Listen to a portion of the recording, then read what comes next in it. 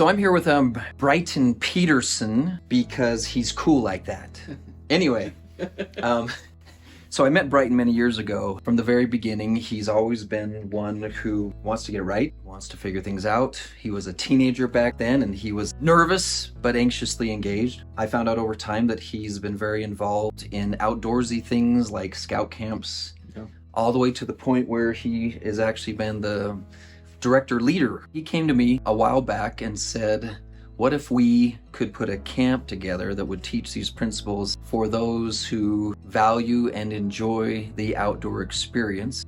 So it was one of those things where God was poking me over and over and over again. It's like, that's a cool idea. Maybe I can create a summer camp for the Sons of Helaman where we'll go hang out in the mountains for a couple of days and we'll teach and reinforce the same principles that we discuss and practice in the Sons of Helaman group. We're going to be outside all the time. We're going to do some physically intense stuff all the time.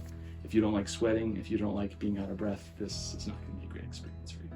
So you have a couple of main activities that you're going to revolve your training around. Yeah. What are those? The ones that will take the majority of the time is formal sword fighting. And so rather than just handing guys a couple of sticks and telling them to whack each other, there will be a portion of the day where they are deliberately training, deliberately practicing, learning formal swordsmanship skills. On the front side, it looks like a bunch of fun. On the psychology side of it, you can't learn any skill, you can't get good at any skill without practice, without repetition. And so they'll be just drilling over and over and over again how to do the techniques right. In small, safe settings, they'll be doing some sparring with each other using safe foam swords, those kinds of things. And it also will help reinforce the principle of forethought preparation, because later in the day they'll be broken up into teams, we call them battalions, and we're going to pit these battalions against each other in a competitive capture the flag style war game, again using safe foam swords. And the team that wins, they will go through the DPAR process, discover, plan, act, reflect. How did you win your most difficult recent battle? What were you doing correctly when you won? The team that loses will also use the DPAR process. When you lost, what technique did they use to defeat you? And then they get to have a go at each other again. And then the next day we rinse and repeat, where they have a drilling session in the morning, they learn more skills, they fine tune their abilities and their techniques, and then we have a different war game for them to play later that afternoon. There's one where we're going to give the defending team a strategic position and give them a short time to set up a border patrol. And the other team, they have to get to the flag inside the fortress, so to speak. And they get a point for each guy who reaches the flag. First 2 days, we're going to spend a good portion of the time working on team building, so they can function more cohesively as a battalion. So when they go to the war games, they're not like yelling at each other and stuff like that. But also it's just a skill you need in everything. So it applies to here in group, at home, school projects, everything. Tell me about the blacksmithing stuff and what's the point? So actually I have a visual aid. This is my first attempt at making a spoon. So it just started as a rectangular bar, inch wide, 1/4 inch thick. Like I said, it's my first attempt. You might be able to feed a baby food with it. So this is one of the projects that we're considering teaching them. Part of the psychology behind it, for most boys, this would be the only time in their life where they get to blacksmith. And so it's one of those things where hopefully this helps them stick in their minds, and so they can turn back to and remember the things that they learned. Other things are, in order to make that spoon, it took me almost 2 hours of consistently heating and hitting just to get it to that shape. And then the polishing process was zoned altogether. And so again, the practice, the repetition, you cannot get good at any skill without practice and repetition. But also it's an act of precision, controlling the hammer correctly, hitting the right spot on the middle, not hitting too hard, not hitting too soft. And as you practice that precision, and again, forethought, planning. In this heat, I've got 60-ish seconds from when I pull the metal out of the fire until it has to go back in. So in that short period of time, what part of the metal am I going to strike? What position I'm going to be holding it in? How am I going to hold the hammer? And all of those things translate into being more accurate, more precise in their battles and their recovery work. There's a frequent misunderstanding of self-mastery comes from having the right attitude or just making the right choices. You're sending a message that there's lots of drills associated with it. There's lots of repetition. One of the things that I like to share with guys is, at what point do you make the single decision, I will be married in the temple? It's a series of decisions. What is the name of this camp and why did you choose that name? So we're calling it Camp Onidah. The original reason in Alma chapter 37, there's a story of a very noble Lamanite general called Untitled, who commits treason and takes over half the Lamanite army and flees to Onidah, the land of Onidah, the place of arms. And I thought, that's a cool name, the place of arms, and so that's why I took it. Okay. As I've come to learn more about Lahantai's story, Lahantai's character, he's a very noble man. It's a very noble place to try and commemorate in this.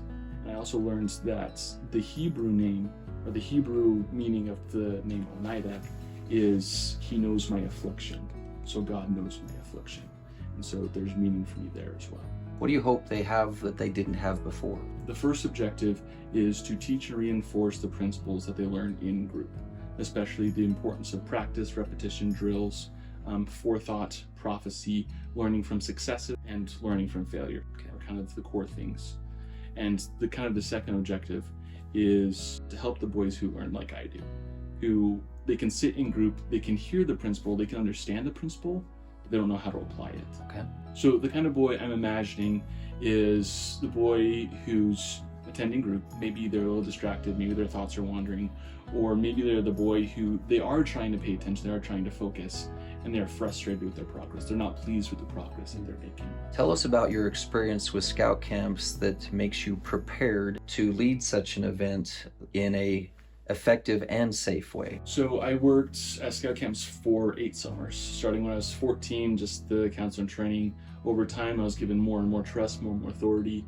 Just before I served my mission, I was the crew president, so the young guy in charge of all the other young guys. And then went on my mission, God make it clear, I was supposed to go back to scout camp after I came home, but then I was in charge of everything related with water, with water, Canoeing, boating, swimming, all that kind of stuff. Life-saving. Yeah, so I got my lifeguard training. I did a whole 10-day training on a national level just to make sure I was prepared for that.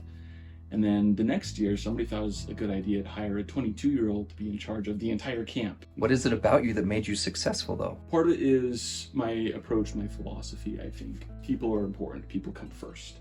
If I take care of my staff will take care of the participants. And so we were kind of intense in our training, our bonding experience, and that staff week preparing to actually be ready for when participants came. So you have 8 years experience with this stuff? Yep. Okay, I didn't even know that. Are they allowed to use cell phones? No, we'll be asking that they turn in all technology when they enter the camp. And so for 6 days, unless there's an emergency, they will not have access to electronic devices. And if there is an emergency, how do you involve the parents? So the way it was done at Scout Camp, we have a designated medical officer, so we'll have one of those. So for anything small, cuts, scrapes, bruises, those kinds of things, they'll take care of it.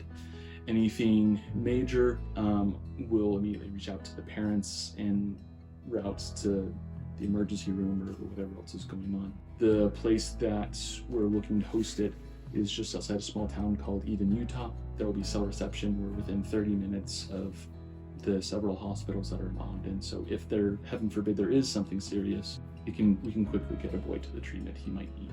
Do you have to be from Utah to enroll in this? No.